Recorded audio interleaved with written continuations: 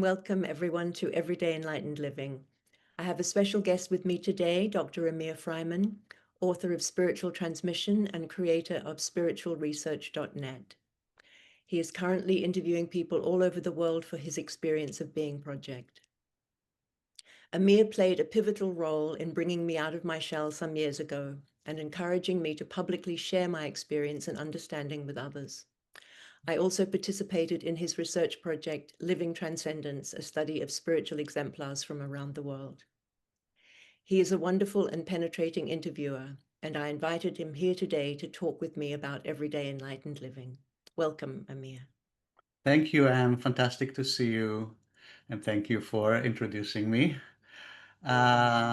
It's nice to meet you at this new phase or brand new stage of your own spiritual journey and kind of opening it to other people. Um, I I have I remember when we met about 6 years ago after not being in touch for, I don't know, like 15 years or so, probably. Um, And that was really kind of the beginning of your venture into this back into the spiritual world. Would you say that? Um, Back into sort of the outward spiritual world. I don't think I'd moved, or maybe I had, I can't really remember. I think I had just gotten on with my life after I sort of came to an inner resolution, the Yes. inner resolution that I had searched for and worked very hard for. Um, and so I was just living my regular life. And I regularly go through periods of not being able to stomach a lot of what happens in the spiritual world and spiritual thought and so on. Um, but I was noticing on Facebook a lot of your very passionate posts and inquiries about, spiritual questions and spiritual inquiry. And some flame in me was reignited. And so I contacted you. I had not really ever spoken about my experience. And and perhaps you can take it from there. And what was your part of this story of us coming together then? Well, I was just starting my research. I think I you were the first person, even before I was ready to start interviewing spiritual masters or exemplars from around the world, which was my intention. So even before I started, you contacted me and we started exchanging, I think, messenger chat, and you said, I have a story to tell you about what happened to me since we last saw each other like 15 years earlier. And maybe I could be, maybe you could interview me and kind of practice your interview skills on me. And No, no, that wasn't the no. case. That's what I I remember. No, I begged you to keep it private Yes, because because I didn't know what to do with it, and I didn't even know if it was anything at yes, all. yes. And That definitely was the case. and so, but very quickly, I think you kind of made it more public. And Well, let me tell the story all because right, you tell the story. I think Always I add me think like there's a 20. lot. I think it's very interesting because the first interview was kind of just ask me questions about myself and my experience and how it all happened. And at the end of the interview, I said, um, and I think that your depth of insight and awakening is as powerful as any other spiritual master I met. And how come you don't share it with other people? And you said, no way, no way. It's such a messy business. And people will start treating me as an authority as if I know something. I know how delicate this is. I don't want to risk it. I don't want to, ruin the space that I've been living in for the last 15 years. No, Uh, yeah, I'll stop you there. It wasn't about ruining the space. It was about giving up my privacy yeah. and and then being seen, it's like spiritual teachers get backed into a corner because everyone projects everything onto, like, oh, they're perfect, or they know, or they live in bliss, or whatever it is. And Yes. then you start to be treated differently, and then you start to develop a different relationship with yourself and with everyone else, which I did not want to do. So Right. that was the. Yes. Yes. Thank you. So but then I said, can I do a formal interview with you? Because, yeah. And then we did a formal interview, and I thought it was a fantastic interview. And I asked you permission to put a couple of excerpts from that interview anonymously, without disclosing your identity, on Facebook. And what happened next was that people read those excerpts and were like, where did you find this person? Who is she? And this is like real gold. People were responding very enthusiastically to the excerpts and were very inspired by your story and your experience. And I think that at some point you contacted me and you said, well, I can't not respond That to was what what happened. to what people are saying, and I don't want to keep my identity in secret anymore. So then you started responding to the people who responded to the excerpts. That's right. That's right. It felt really lacking in any kind of integrity and honesty for people to share their response so vulnerably and beautifully, and for me to remain in hiding just because, I'm an introvert and I didn't want to be exposed, so I knew I had to respond, and then that set everything in motion, and things Yeah. changed very from that point on. Mm. Yeah. And then I was actually surprised when about half a year later you started building the End of Seeking website. And I think you mentioned that you felt there was a calling, that you couldn't resist to do that. It was a commandment. It was. I was very ill at the time, for a couple of years actually, and even though I had very little energy, this commandment came through. You will create this website. This is what it will be called, and you will put this out into the world. So that didn't help my health any, I have to say, but I did create the website, and it had a terrific response. It had a very, widespread positive Yes. response. Yes. And then you also started to get invited to interviews, Buddha at the Gas Pump and different conferences. Yeah. Yes. And it was then that I saw that it's interesting, because when people do have an awakening, or they think they have an awakening, they can't wait to start teaching. They can't wait to have that position of teacher. And I know I used to be like that. I can't wait to get through all this stuff so that I can be the teacher on the podium. Uh-huh. And then I just recoiled in horror when I found myself in that position. And I felt very ambivalent about the contemporary spiritual scene, and very ambivalent about the role of guru in contemporary society with all the baggage that comes with it. I'd had a couple of quite, I had a couple of long-term relationships with teachers who I ended up being extremely disappointed in and quite damaged by. So I didn't want to join the ranks. It was like, this is not my world. I don't want to be here. So after a couple of years of that, and then also it was ruining my friendships and relationships, because people stop relating to you as a normal person. They, instead of saying, "Hey, did you catch that show on TV last night?" It's like, "Oh, I felt my heart expand, and my meditation this morning." It's like, my God, I was watching the thing on TV. Can't we talk about that?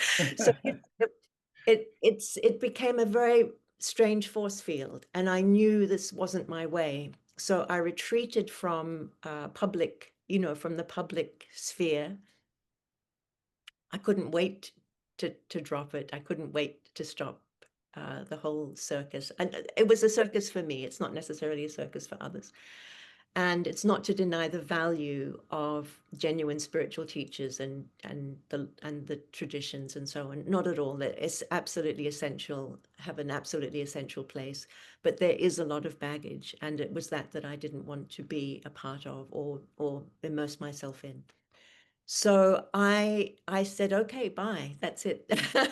And I said goodbye to you because we'd been doing a lot together and what have you, and we'd had plans for doing more, but I was no. And in that 2 years, I still really longed to work with people. I still really longed to find a way to. I think human transformation is the most glorious and interesting thing you can be involved in. Human transformation for me is the reason. That's the reason that I feel like I'm here, and it means the most to me. So I wanted to find a way to engage with people, but without the spiritual teacher idiom around it. And I couldn't find a way. I couldn't find a way. I thought maybe I'm a life coach. And then I looked into the life coaching thing and I was like, oh my God, it's also not my thing. It's also not my thing. Not that there's anything as great, people are life coaches, but again, it wasn't for me. And I thought that I knew there was a tiny little aperture open, a tiny little aperture open that I could go through, but it had to be something so specific to me and where I was coming from. And that took a lot of reflection and self-inquiry and digging and exploring. And then at a certain point, a few months ago, I got another commandment, which was, you're going to start this website called Everyday Enlightened Living, and it's going to be this, and it's going to be that, and you're going to do this, and you're going to do that. And I still didn't have any clue. I didn't have any clue, but the commandment was so strong and demanding that I put everything into finding that aperture, everything into what is that little hole I can go through that will make all this finally make sense. And what came to me was, well, firstly, in my inquiry into all of it, I realized that the things that I was resisting in spiritual life or in the spiritual community as it stands, that it was something separate from life. People had their spiritual life and then they had their regular life, which wasn't kind of so important because, they're doing this enlightenment thing. And that was not right. I knew that wasn't right. And all sorts of areas of that, of the guru, with all of the projections onto the guru. And was that even relevant in this day and age? Weren't we just carrying something from a different culture, from a different time, and trying to make it work? And I saw what had happened to so many of the teachers, both Eastern and Western, over the last 30 years. And you kind of go, wow, well, it didn't really work a lot of the time. It didn't work a lot of the time. So I had all of these hesitations, and I wanted spiritual life to become democratized and something that was integral to our lives, not something separate. And I wanted to strip it of as much baggage, unnecessary baggage. Obviously, the fundamental truths, my God, that's the fundamental truth. This is the timeless wisdom. But again, the teachings come with so much baggage and often so much complexity. People don't know where to look or where to go or what to believe, or try this or try that, this teacher, that teacher, so on and so forth. So I wanted to bring everything down in a way that was accessible, democratic, simplified, and ordinary, and yet still have the full possibility and the full nature of self-recognition. And in that, I felt I could be a guide. I could just be a guide. I wasn't going to provide a teaching or techniques. I wasn't going to set myself up, with a shingle and on a podium to say, I have the answers for you. I trusted that in each person, their awakening was inherent because their true nature has never gone anywhere, could never go anywhere. And that in my experience and understanding, the only thing between that recognition and the thing itself was, the conditioning, the identification with the personal self, the the story that we live through that obscures our natural state and our natural expression and our full becoming and being. So I suddenly saw my aperture. I realized what it was I was doing. And it was miraculous. It was absolutely miraculous. It was like, oh my God, I don't have to carry any weight of expectation, as a spiritual teacher. I can simply be myself and bring out the absolute best and truest in the people who are drawn to work with me. And that was very liberating for me because I had felt the pain of not sharing and the pain of not engaging. And I knew I had something to offer that could really be transformative. I knew that I could do this work and that I knew not the way, but I knew that I had everything I needed. I had, not that I carry an encyclopedia of knowledge about how to work with people and how to do this, but I knew from where I'm coming from, I can see clearly and I can guide appropriately and I can lead people back to their essential nature. So that was the story. And then out of that came the website and the writing and now this video, so on. So That's a fantastic story and very moving. I, you said a couple of very powerful things about your motivation to do it, and I want to try to go into that a bit and get more of an experiential sense of what's actually motivating you. And you said a few minutes ago something like being involved in human transformation is what I'm here for. And it felt like you were touching on something you recognized in yourself and in your basic motivation in life for existing, for living. And then you also said something toward the end about the pain of not sharing. So can you speak a bit about the experience of that motivation, of where it's coming from in you? Maybe I have an idea. Why don't you choose an example of working with somebody where you felt the joy and the satisfaction and the fulfillment of actually being involved in somebody's transformation or facilitating somebody's transformation? well, I And have what, yeah. well, I have many examples. There's one in particular. I'm part of a group that meets regularly, an online group, and it really is a container for transformation. It it is an extraordinary container. And there was one person, a very nice guy who'd been a seeker for a long time.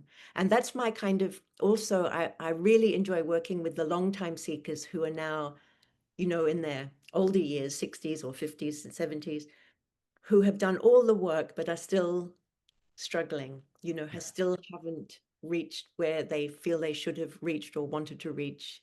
And there's a lot of disappointment and disenchantment. And so I really enjoy working with those people because they have everything they need. There's very little, in fact, that needs to happen for that to become a tremendous flowering in them. But often they've kind of moved away from spiritual life or lost faith in themselves.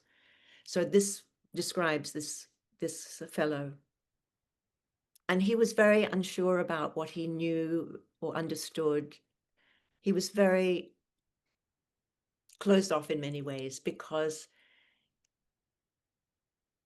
if it hasn't worked and you've given everything, there is a closing down. There's often the closing down, which is very painful for the spiritual aspirants because this is what their whole life was about. And then there's a response, a very painful response. And so little by little, he started to risk sharing his actual experience, his real experience. And it took a while to encourage that, to encourage him to be vulnerable about what he really did know and what he really did understand. And as he got more confident And the group supported him and I supported him. He started to speak with greater depth, greater confidence, greater realization, and surprised himself. He surprised himself. He didn't know, in the way that when we first started the interviews, by your careful excavation of my experience, I was surprised. I didn't know that this was all contained in me. And so with his evolution over the last 2 or 3 years, that confidence has exploded into this settled person, this settled, stable person who still has, issues in life, don't we all, and everything. But he knows. And now when he speaks, there's no effort or self-consciousness or trying to be anything that he's not. He's simply speaking from himself, what had always been there.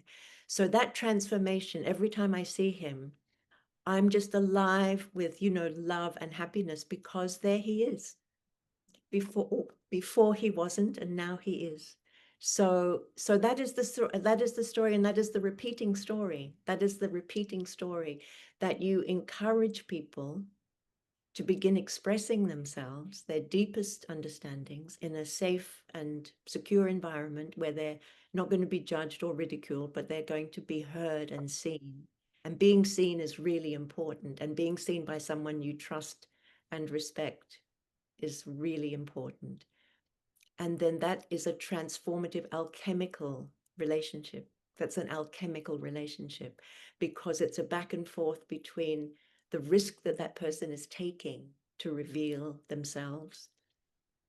And also it's not just the high realizations, but it's also what's in the way of that. It's also what's been obscuring that.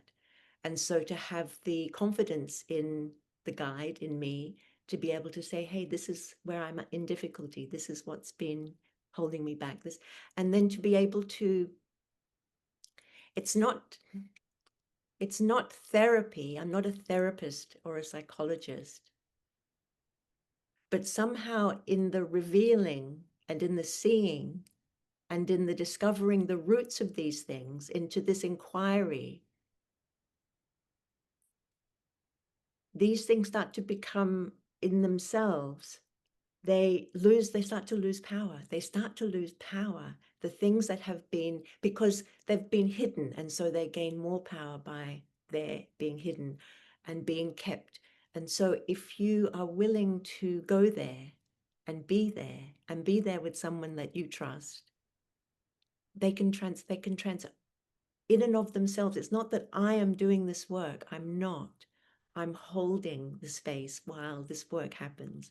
And the natural instinct in the human, I believe, is towards telos, or evolution, or the finding of the essence of oneself. So that's kind of how it works. It's the most satisfying thing I can think of, to watch that transformation happen. And I've seen it over and over again. I want to dig a little bit more into your motivation and the care. Where does it come from, this care for for another person's blossoming, and the joy in watching that happen? Where does it connect to in yourself? I think because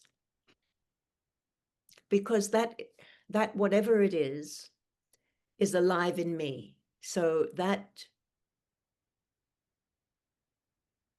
knowing of this, or whatever the words are you want to say, that energy or that quality or that beingness is in me. And when it erupts in another, it's ecstatic for me, because it's a meeting, and there's an explosion of recognition. And so it doesn't get better than that emergence is the best thing, because it doesn't awaken mine. It amplifies my own experience. So I benefit enormously. So the motivation is purely selfish. Yeah, no, that makes, I mean, that's also my experience. So I completely understand that. Would you say, that your experience of whatever we want to call it, uh, has different qualities when it is in the context of such a relationship with another person? Yes, yes. In my normal kind of everyday life, you know, I there's nothing much, there's nothing like, I'm not some, wise person. Not at all. But in that container, I'm given gifts. I'm given enormous gifts of insight and clear seeing and love. So I don't understand how that works. But when I give myself over to that situation, I'm given everything I need. And it's as surprising to me, every time, because I don't know where it comes from. And I know it doesn't come from me as a personal person, like, oh, I have this bag of techniques and I've done this study and so on. Um, it's a, it's not channeling. It's simply a response is given to me. And I know where to go and how to go with it. Mhm. Yes. And would you say, so this you just described your experience of yourself. What about your experience of the absolute or reality? Does it have um, different qualities when you experience it, when you're in touch with it in the relationship with another person, than when you sit in meditation or watch nature or whatever other situations that you have such experiences? So I'm basically asking, because you've had a lot of spiritual experiences in your life, kind of between you and yourself. So does that have different qualities, characteristics, expressions when it is in the space between you and another person?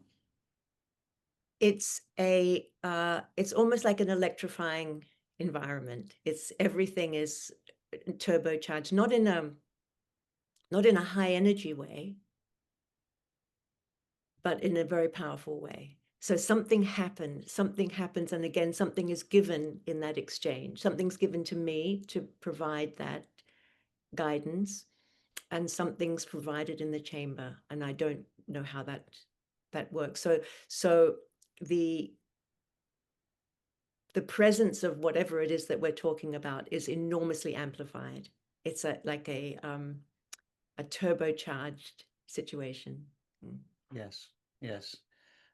I have another question for you, which is really something I've been contemplating and reflecting on, which is, so in the interaction with you, people can awaken to their own knowing and to Yes. their own wisdom and to their own insight. What about living it? What about the all-important step of bringing that, integrating that into their lives? Well, that's why it's called everyday enlightened living. That's the whole purpose, is to bring one's authentic self and understanding and being and presence into this life now, not as a separate thing from life that you just keep to yourself in the way that I did for so long, but that it's integrated, and that the whole point is to make the life. You may never get enlightened in the way that some fabulous spiritual exemplar has, but you to be able to live the totality of who you are in your life here and now is the whole purpose of this work of everyday enlightened living. So there are many ways that I work with people around that coming into being, and that's really the point of the exercise, not more internal experiences, but living that realization, living the understanding, living the wisdom, and integrating not only within but without, so it all makes sense. The thing has to be, for me now, spiritual life has to be whole. It has to be whole in my life for it to really make sense to me now. So what's the key? I mean, usually in the spiritual traditions, people are given practices, daily practices, in order to kind of keep that awareness, etc. Is that what you have in mind, or is there a different key to this kind of integration you're speaking about? It's two things. One is the internal work, and in the session work where we find what is the next place of authentic living who we truly are. And then there's the actual living of that between sessions. And then, I do have various ways of, helping people stay aware of that, or to be reminded of that. So that dialectic between the sessions and the exploration work and the recognition and the realization and then the practical application is really the key to that integration. Oh. You mentioned democratizing spirituality. Do you feel that what you are offering is suitable more to the experienced, seasoned seeker, or is it also for people who are not necessarily, who don't necessarily consider themselves spiritual, that's not part of their kind of public identity or even self-identity, like people who are, you know, achievers or self-actualizers, not necessarily, who don't necessarily see themselves as spiritual or engaged with spirituality. Would that also be for them? Um, Obviously, the bulk of the people who come to me are this because that's been my profile and my experience. So the bulk of the people are also from that cohort, yes. But the steps that one takes in order for this, becoming whole are the same, because we're all this, it's all this, we all have a self nature. We all have been conditioned. We've all been twisted into a certain shape or various shapes to fit society, family, work, and so forth. And so the same steps apply. My experience is more with the experienced spiritual seekers, but the steps are the same. They're the same. So it would be slightly, every individual is different. You have to meet people where they are. You have to meet them with who they are and where they are. And then it's not even a process that starts, but an unfolding or an uncovering happens from that point. So And also, I'll just say this because, sorry to interrupt, that I've I've tried as much as I can to strip the spiritual language out of my work, because I think it can be very off-putting to the non-spiritual people, and it's off-putting to me. This spiritual essence isn't some separate or remote, or it's the essence, it's the foundation of who we are, who we all are. So everyone wants to be whole. Everyone wants to find peace in themselves. Everyone wants to have a life that makes sense to them, that reflects who they are. Everyone wants that sense of integration and a sense of belonging to something much, much bigger than who they feel themselves to be in their tiny, in that tiny sort of suffocating self sense. So that's what I mean by democratizing it, is that everyone deserves that opportunity who's interested. So this is not just for, the people who've been on the path, but I want to make spirituality something that it's like fitness. It's something you just do, like that's just part of what it means to find fulfillment as a human being. because we're all made, we're all different, but we're all kind of made of the same components. And so I don't see that there's any separation between one and the other. Well, what would you say is the uh, minimal or most basic motivation or spark that one should look for, that would be the sign that they are ready to or interested in working with you? Kind of, it's not the same as going to the gym. So something has to awaken in the individual for Well, that. they have to respond to my work and my writing. There would have to be some response, because if there's no response, then I'm not for them and they're not for me. So the very responding is the readiness. So, that's interesting. So does that have to do also with kind of interpersonal chemistry with you as an individual? No, they have to recognize something. I'm not sure what that something is, but there has to be a recognition that this is right and this is what I need to now do. And I don't have any control over that. And I'm also not shy of saying I don't know if I'm the right person for you, if I feel it isn't right.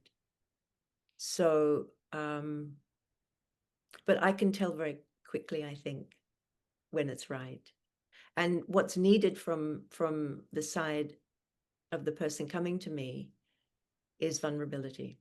That's really, vulnerability, and a willingness to do some fairly deep inquiry across the board.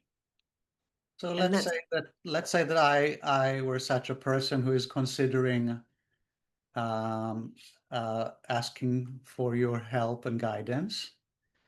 What questions should I ask myself in order to know whether you're the right person for me or whether this process is right for me? well, we could have that conversation firstly, and for the person themselves, they would have to feel ready. I think people know when they're ready, they know when, because I make it clear what's involved. I do, and I will continue to make it clear what's involved. And so people have to know in themselves that they're willing to go to places that maybe they're afraid of or that they feel embarrassed about, because a key component of the work is this. It's not brutal investigation into all of your failings. It's digging to find what it is that is in the way of your natural expression, and that can lead to some uncomfortable places. So you have to know that you're willing to go to those places, and that's difficult and that's challenging. And also there's a focus and an intention that you need to have to see this work through. There are no easy quick routes. You have to walk that road to find what it is. It's not that it's process heavy, but it does require your commitment. It does require a sustained willingness to continue and to find out and to keep going and to continue to risk speaking what is true and finding that which is authentic in you. And that's a cornerstone of the whole endeavor. Because once you find that sense of authenticity, which has been so tied in knots by the world and by our conditioning, once you tap into that authenticity, everything changes, because then you start to feel the wholeness that you are. And from that experience of wholeness, you're willing to go much, much further in the uncovering of these other things. And I always start from the premise, and it's my experience and my knowing, and I'm moving on this, is that we are already whole and complete. We are already who we are. It's just a question of revealing that. So that's my starting point. And that's a very good starting point, because people can rest in that as a starting. It's not like there's something wrong with you and your conditioning is terrible and you have to come up with some amazing self that you don't know anything about. No, It's the absolute opposite. Everything is already there. And then we just need to find whatever it is that is maybe in the way or holding you back. Well, I think if I think for myself about the preconditions that you described of honesty and vulnerability and sincerity, I don't know if I have that. So what should I do in that case? Well, then you need to develop those How? qualities. It depends. If you have an intention that you want to find that wholeness in yourself, you want to embody that wholeness in yourself, that intention will guide you. That intention will show you everything you need to find your way and to develop those skills. Without that intention, you don't really have a way, because there's obviously not the motivation. So there has to be that longing, or that sense of, I know there's more. I know there's something more possible for me. I want that more than anything, and I'm ready. So, Well, can you help in awakening that in the individual, in me, let's say? Or is it something like that one has to do before approaching you? we can definitely have that conversation, but a lot of that very early preparatory work kind of has to start with you. Kind of has to start with you. But I'm happy to talk with you about it, and happy to, you know, provide whatever insight I can. But the core essential intention to flower in this way, or to move in this way, has to be something of your own, has to be something that you have.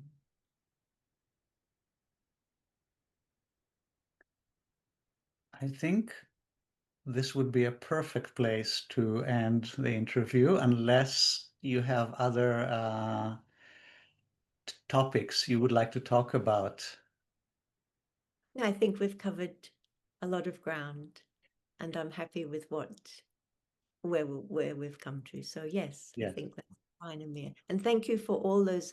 I always find your questioning incredible. That's why I invited you. I knew you would be able to